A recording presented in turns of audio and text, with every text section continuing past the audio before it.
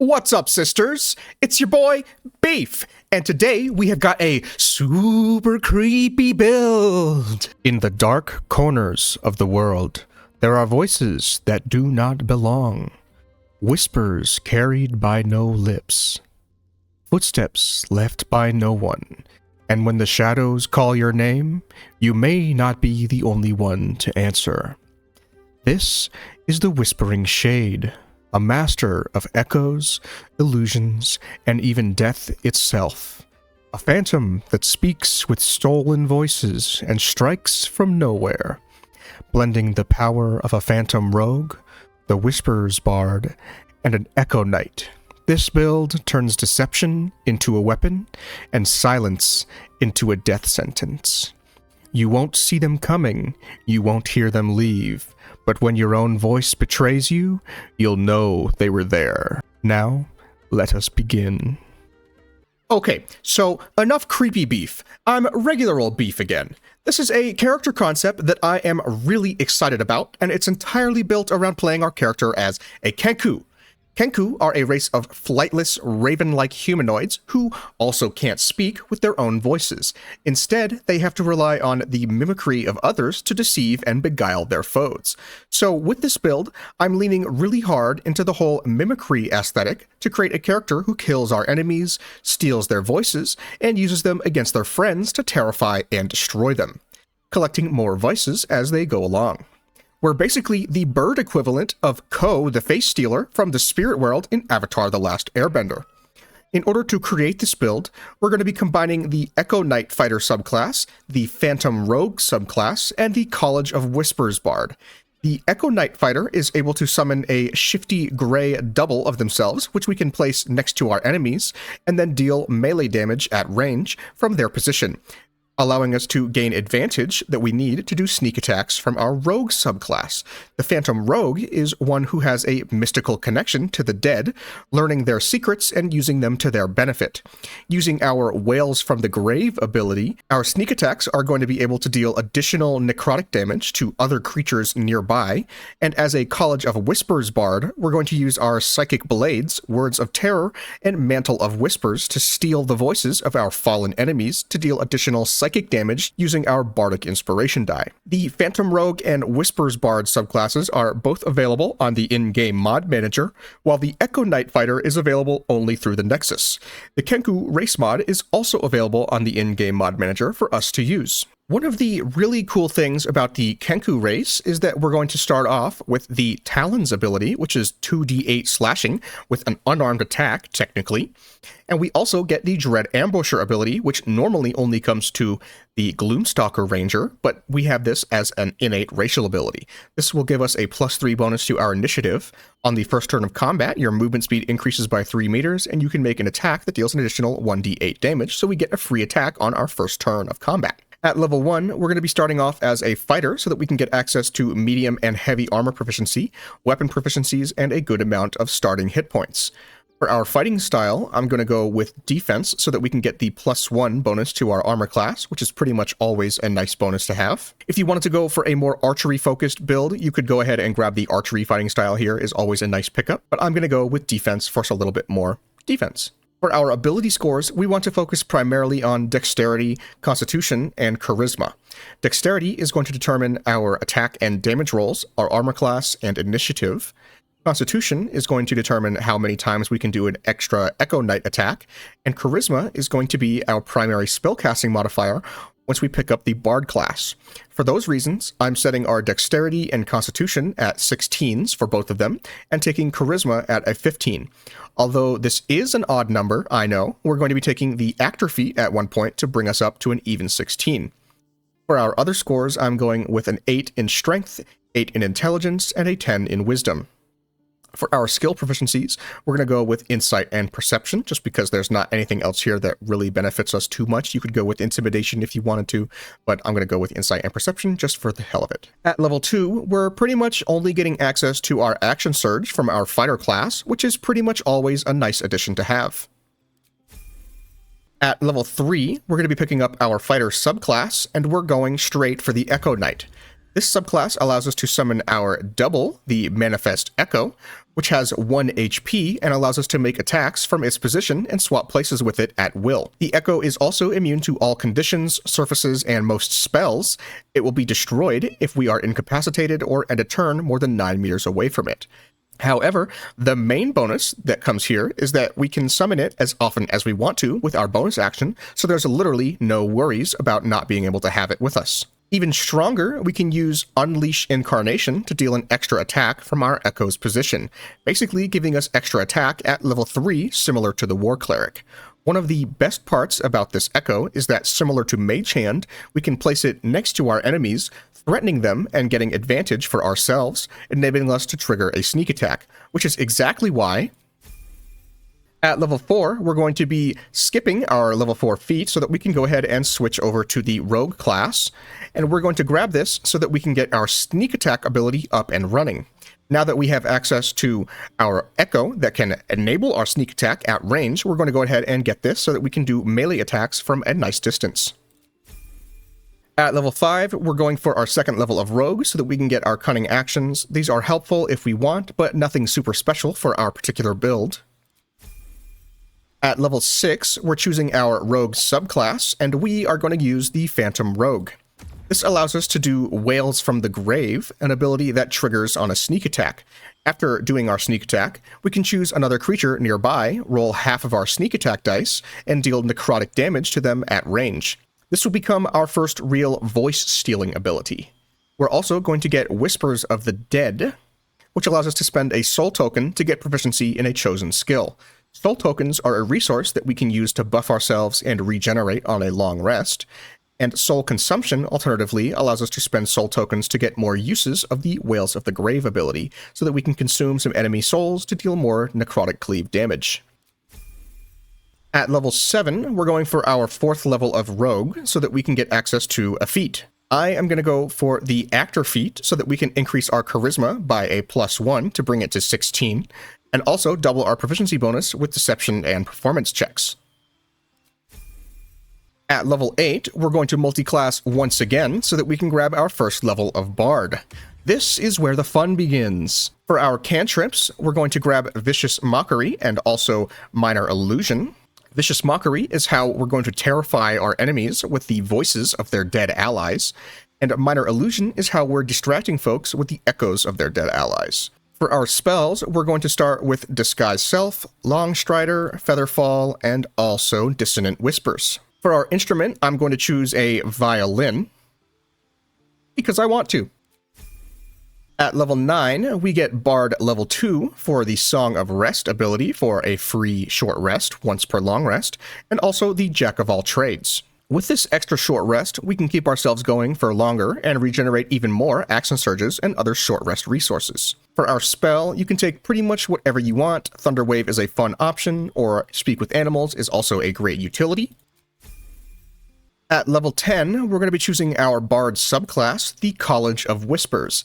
The main thing that we're going to get out of this is our Psychic Blades, which we can trigger on our attacks, spending a Bardic Inspiration die to deal an additional 2d6 psychic damage to our enemies.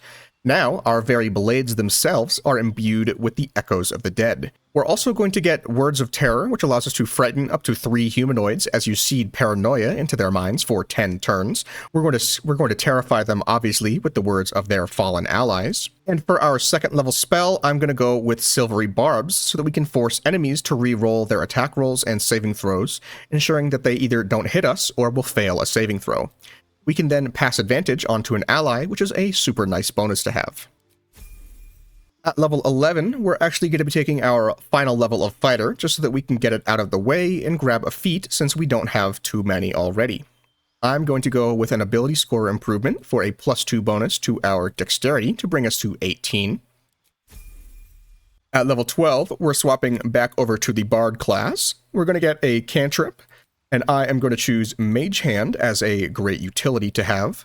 For our spell, Invisibility is a fantastic choice, but you could grab pretty much anything that you wanted in here. Knock is always fun. We have great sleight of hand anyway. You could use Enhance Ability, Heat Metal, Cloud of Daggers, pretty much anything. It's all up to you. But I'm going to go with Invisibility for the flavor and the utility of it. For our new feat, we're going to be grabbing the Dual Wielder feat, because there's a specific weapon that we want to hold in our offhand that will feed into our theme and give us a fantastic buff. We'll also get a +1 bonus to our armor class when we are dual wielding, so that is fantastic to have. At level 13, we're taking the 5th level of Bard for improved inspiration die, and also the Font of Inspiration.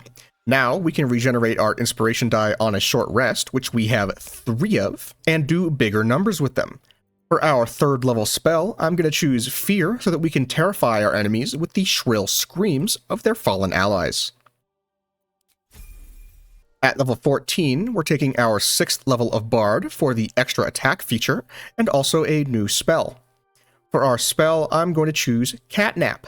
This is a spell from Mistress Spells that basically gives us 1 more short rest. Song of Rest in spell form, even more short rests. We can put up to 3 allies to sleep. Upon waking, they receive the effects of a short rest, and all 1st, 2nd, and 3rd level spell slots are restored. Targets can only be affected once per long rest. If interrupted before the duration expires, the effects will not apply. It takes 2 turns, so if you're out of combat, just go ahead and do this. Pop, you got 2 turns, and now you have another free short rest. Boom! At level 15, we are switching back over to the Rogue class, and we're going to be taking the Rogue from here on out. At this level, for 5th level of Rogue, we're going to get our Uncanny Dodge, which allows us to mitigate some damage from incoming attacks. At level 16, our 6th level of Rogue gives us access to the Necrotic Adept, which allows us to spend 2 soul tokens to make our spells and attacks ignore necrotic resistance. If we're doing a spell that does necrotic damage, we also cannot roll a 1. We don't have very many spells that deal necrotic damage, so we're just going to go ahead and apply this to our weapon more than anything. We also get to choose 2 skills that we're going to grab expertise in, and we pretty much only have 2 available to us, Insight and Perception, so let's go ahead and grab those. Now they're both at a +14. Woo! Nothing's escaping our eyes. Our beady little birdie eyes. Our beady little eyes. At level 17, we get Rogue level 7, which gives us Evasion, which is undisputably awesome. At level 18, our 8th level of Rogue grants us a new feat, and I am going to take an ability score improvement to cap us off at 20 Dexterity. At level 19, our 9th level of the Rogue class gets us some of our most powerful abilities. Tokens of the Departed allows us to generate soul tokens whenever we kill an enemy, so now we can kill enemies and pocket their voices, using them to fuel our other abilities. When we have soul tokens on us, the soul token Essence allows us to gain advantage on Constitution saving throws, which is really fucking sweet. We'll also get access to a 2-turn haste ability that costs a soul token and a bonus action, Necrotic Infusion to have our weapon attacks deal 1d4 extra necrotic damage, and Speak with Dead that costs a soul token. And finally, for level 20, we're taking our 10th level of Rogue for 1 final feat. I'm going to be taking the Savage Attacker feat because we have such a large amount of sneak attack dice rolls. But that pretty much takes care of the leveling for the Whispering Shade build. Let's take a look at some gear that makes this character come to life. Or maybe death. So when it comes to the gear for this build, there's a couple things that we want to focus on. For our helmet, we're going to use the Horns of the Berserker, which give us Seeking Blood. You gain a +2 bonus to attack rolls when attacking creatures that have already taken damage. This is just going to be a nice bonus that we get. And Bloodthirst, unarmed and melee attacks will do an additional 2 necrotic damage as long as you don't have your full health. We will probably not always have our full health, so it's good to have this extra little bit of necrotic damage on top of our attacks. For our cloak, I'm going to use the Cloak of Protection, giving us a +1 bonus to our armor class and saving throw, just because it is a nice cloak to have. You could use pretty much whatever one you wanted. I'm going to go with this one just because it's good. For our armor, I'm using the Armor of Agility. You could use basically any medium armor or even heavy armor that you wanted to. The main reason you wouldn't want to use heavy armor is because we've invested so much into our dexterity that you won't be getting an armor class bonus from it. Because we have a 20 dexterity, we are going to get a nice +5 bonus from it, bringing our armor class from that up to a total of 26, given a few of the other armor pieces that we have. Speaking of which, the Wondrous Gloves will increase our armor class by 1. In addition, if you have Bardic Inspiration, you gain 1 more use of it, so that we have 1 more to be able to use at our disposal. For our boots, I'm going to use the Disintegrating Nightwalkers, which make it so that we can't be enwebbed, entangled, or ensnared, and we can't slip on grease or ice, also giving us 1 free use of the Misty Step spell. For our jewelry, I have the Amulet of Greater Health equipped here, because one of our abilities, the Unleash Incarnation, recharges to your Constitution modifier. Therefore, when our Constitution modifier is a +6, we're going to get 6 uses of this Unleash Incarnation. You definitely don't have to use this amulet on this character, but I decided to go ahead and put it here just for some extra health, and also so we have more uses of that. You don't really need to, but I'm grabbing it anyway. We're also going to use the Eversight Ring. The wearer cannot be blinded, just so that in case we happen to get in a dark area or there's anything like that, we just can't be blinded. There's not really many other rings that I necessarily want to put here, so this is a nice bonus. And we're going to use the Band of the Mystic Scoundrel. You may know this ring from the Smiting Swordsbard builds that use this with the Helmet of Arcane Acuity to grab a ton of enemies and hold them so that we can just get crits on them all the time. We are going to be using it for a slightly different purpose without the Helmet of Arcane Acuity. After hitting a creature with a weapon attack, you can cast illusion or enchantment spells as a bonus action. So with this build, we're going to be doing a lot of melee attacks, and then the Band of the Mystic Scoundrel is going to allow us to use our bonus action to cast spells like Vicious Mockery, so that we can use the whispers of our dead enemies to do some psychic damage and make our enemies terrified.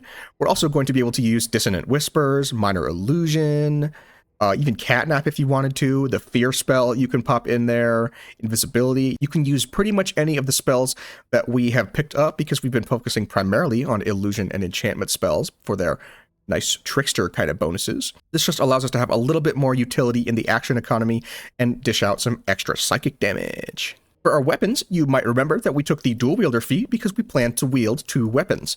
In our main hand, I have the Sword of Screams because screaming, whispers, I mean, it makes sense, doesn't it? It does 1d8 plus 5 piercing damage and 1d4 psychic. Although it doesn't have a weapon enchantment, it's still really fun, and the weapon that we're holding in our offhand is going to benefit us even stronger with that. In our offhand, I have the Rhapsody Dagger, which gives us a +1 bonus to attack rolls, damage, and spell save DC for every foe that you slay, up to a maximum of 3. So once we kill 3 enemies, we're going to have a nice +3 on our sword and make it a legendary sword effectively anyway. Really cool. It's also going to make our spells that much more effective. Additionally, it gives us Sweet Bloodletting, possibly inflict bleeding when hitting a creature with this weapon while hiding or invisible. We're very rarely actually going to be using our offhand weapon for attack. It's mostly here to give us an armor class boost and the Scarlet Remittance bonus so that we can have a little bit more power to it. And also, it really feeds into the whole vibe of consuming the dead souls of our enemies and then turning it to our benefit. For our bow, I'm going to use the Bow of the Banshee because we might want to do a range attack at some point, and we have the dexterity to back it up. On a hit, possibly inflict Frightened, gaining a 1d4 bonus to attack and damage against frightened creatures. This is really cool if we want to use it. We're not probably going to use it very often, but might as well have it. It fits into the theme and just makes us feel like even more of a screaming dead banshee. And as a bard, we use instruments. I'm going to be using an instrument special from a mod called Ember's Lute, Haunted Instruments. We're going to use the Violin of the Dead, dark green, because I like the way that it looks. I like the way that the dark green kind of blends in and gives us a nice glowing feature here on the back of our fully black armor. One of the cool things about this mod is that the instruments will give us some really cool benefits. An instrument inhabited by an enigmatic entity with indiscernible intent. Ooh, spooky. Musical Conductor allows us to use passive toggles to conduct instruments in and out of silence while performing music, and Bloody Siphon allows us to perform music in combat, creating an aura of bloody siphoning. The aura of bloody siphoning is something that we can concentrate on and give ourselves a bonus to and give our allies a armor class bonus, and I think also debuff our enemies if they come too close. We're not going to use that super often, but you definitely can if you want to. This violin will also give us advantage on wisdom saving throw checks and advantage on performance checks, so that's really fantastic to have. I think one of the coolest parts about this mod is that we can imbue it with different colors. For instance, if we open up our violin glow maps, we have a bunch of different options available to us. We have green runes, which, if we look at it, applies these little runes kind of around the perimeter of our violin, and they glow really cool. We also have green lightning, which applies a crackly lightning effect to our violin. We have green webs, which is similar, but applies webbing, like spider webs, to our violin. Really pretty. We can do green scripts, green music. Green music obviously looks kind of like music notes.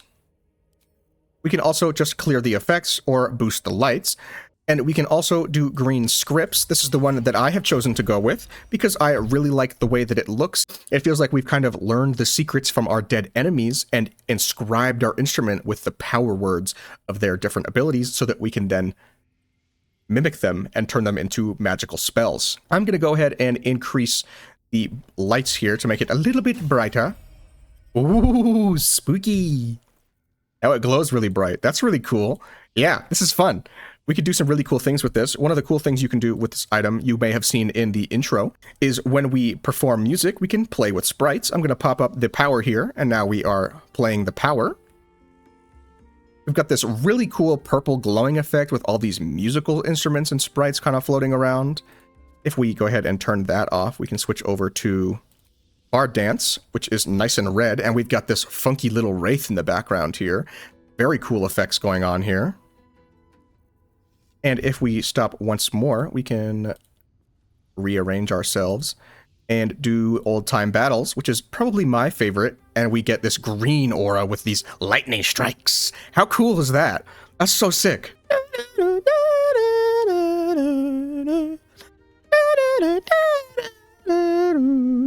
That more or less takes care of everything for the items and equipment for this build, so let's go ahead and pop into Baldur's Gate and see what we can do with getting our character set up and into combat to see just how powerful we are. So the first thing I'm going to do is manifest my Echo. And now we have a cute little friend. Look at that! It pops up with our helmet on. It shows up kind of weird on the Kenku character because that's just how it works sometimes. So what I'm going to do is pop onto him, and luckily we can toggle the helmet. Bye-bye, helmet. Now he looks normal. I'm also going to give us Long Strider so that we have some extra movement speed. And that's pretty much everything as far as buffs are concerned. We have a few different options.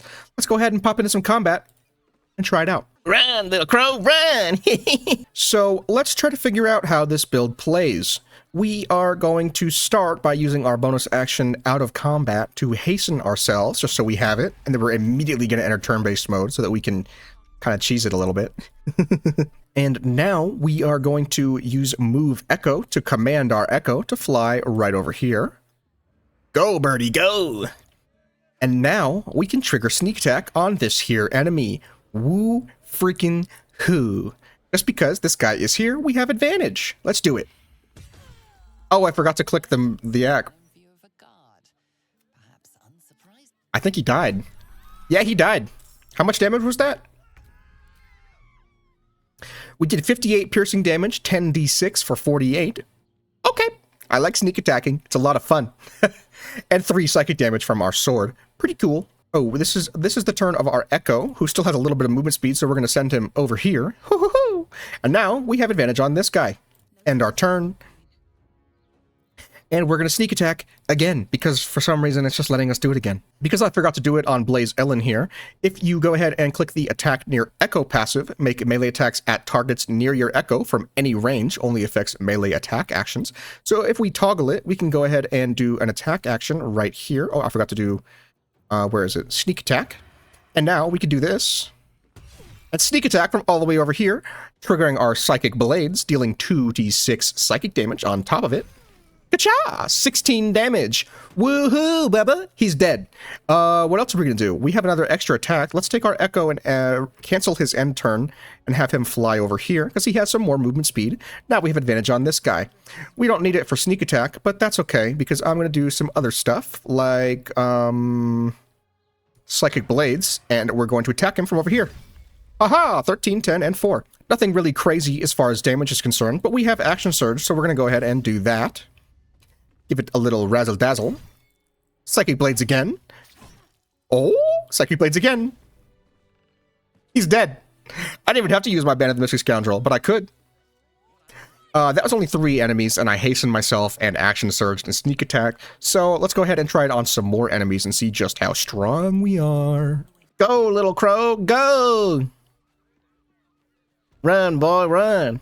Hi, guys. Are you ready to die? I have the screams of your friends ready to attack. Let's go ahead and hasten ourselves straight into turn-based mode. We're going to command our Echo to fly over here. Now we've got advantage on Fist Jepsen. And you know what advantage means as well as I do. I'm actually going to toggle the dual wielding so that we're not burning our bonus action. I forgot to do that last time. Make sure that when you're dual wielding, you toggle it so that you're not automatically burning it. We're going to sneak attack on this guy, 17 to 77. Let's go, ba-boom. Ka-cha! We can trigger our Psychic Blades. Let's do it. It'll probably kill him. Yep, he's dead.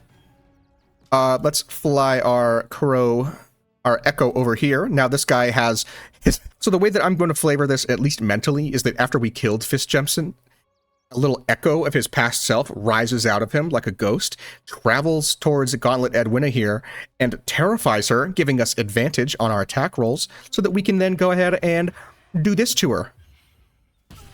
Attack her with her friend. We're then going to follow that up with some other shenanigans. I'm just going to attack again and probably kill her. Yep, she's dead.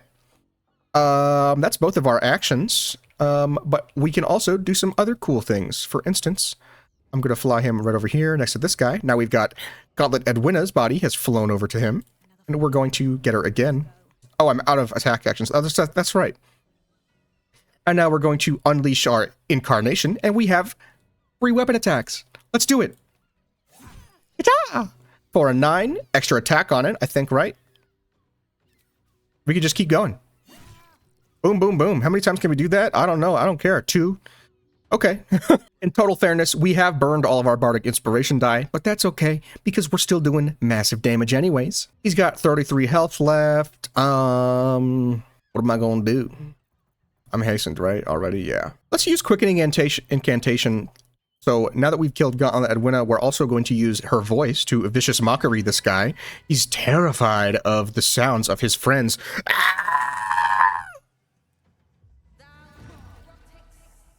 Got him! That's the end of our turn. You can't really do anything. Haha!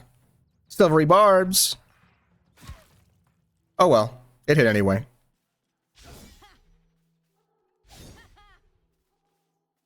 Hell yeah.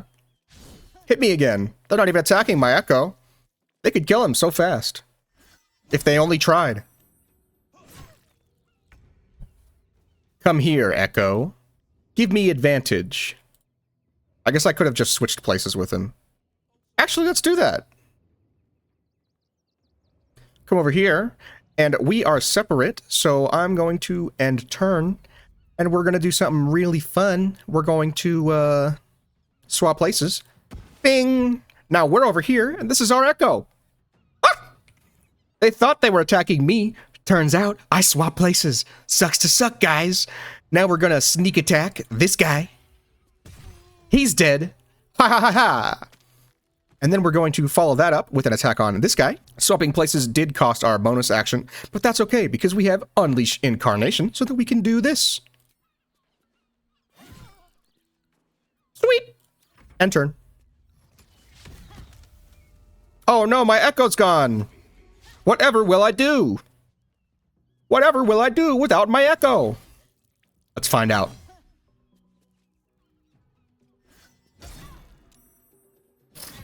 Yeah, go ahead. Keep trying, bud. We are going to summon another Echo. Right here. Ain't that cool? Now we have advantage again. Let's choose a character to sneak attack. Maybe this guy. Good night, Captain. Good night. Now his sneaky Echo is going to pop up and come after Fist Richter here. Let's do it. Attack.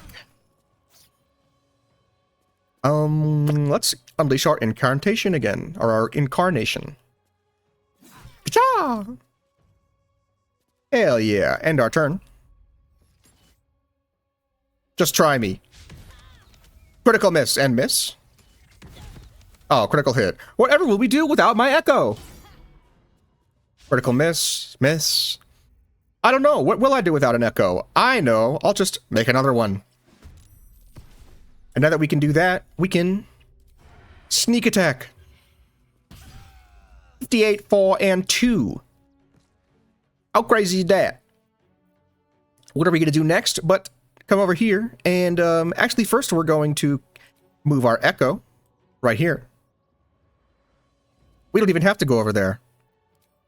We can do this. That is so cool.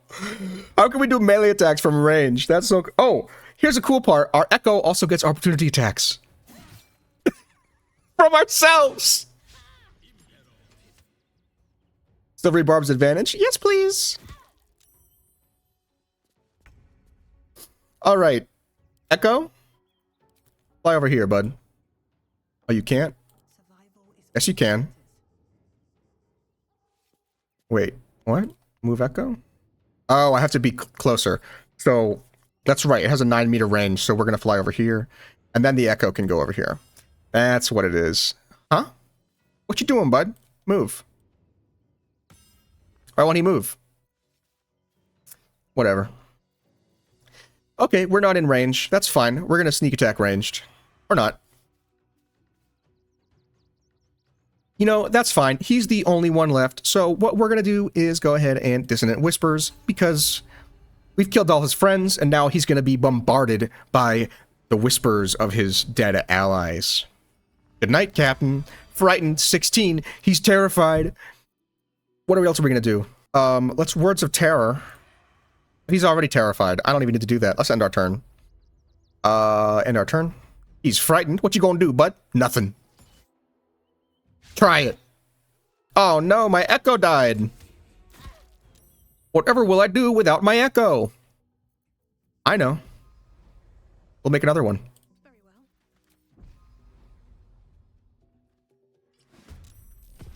Now we can come Rahar and sneak attack. Oh, that's a same thing. They're dead. How cool is that? How cool is that?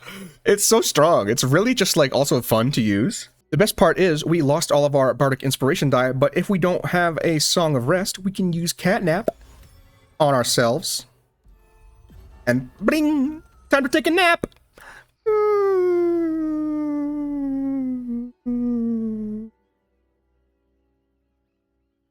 12 seconds later. I'm full! Look at that! 5 Bardic Inspiration die. 1 level 1 spell slot, level 2 spell slot, level 3 spell slot. I didn't even have to use my Channel Death. Channel Death, by the way, is the Wails from the Grave ability, which just allows us to do some cleave necrotic damage with our sneak attacks. We didn't end up using it. One of the weird things that I've found is that when I play, for some reason, abilities like that, even though they appear in my common, they don't always appear here, and they only appear after I do this. I think I have a bit of a mod incompatibility going on that just kind of makes them disappear off of my screen here. But that's okay. We did enough damage anyway. Let's go ahead and reload just so I can show you exactly what that looks like in practice, actually. Come to me, friends! I'm gonna haste. Go on a turn-based mode. Tell my echo to come over here. And now we're going to sneak attack at range. First we have to enable our attack near echo. Now we can do it. Sneak attack at range. Gababoom, bababoom. You murdered someone in view of a guard. Yeah, I did. Lucky for us, we can move our echo over here. Still breathing. So let's go ahead and do this. We're going to sneak attack this guy right here. Let's not use our Psychic Blades because I don't want to kill him yet. So the interesting thing that we have here is if we open up our journal and pop over to our Rogue class, you can see the Wails from the Grave is here in our class features. Under the Common tab, it's now appeared under our cantrips as an ability that we can go ahead and use our Channel Death on.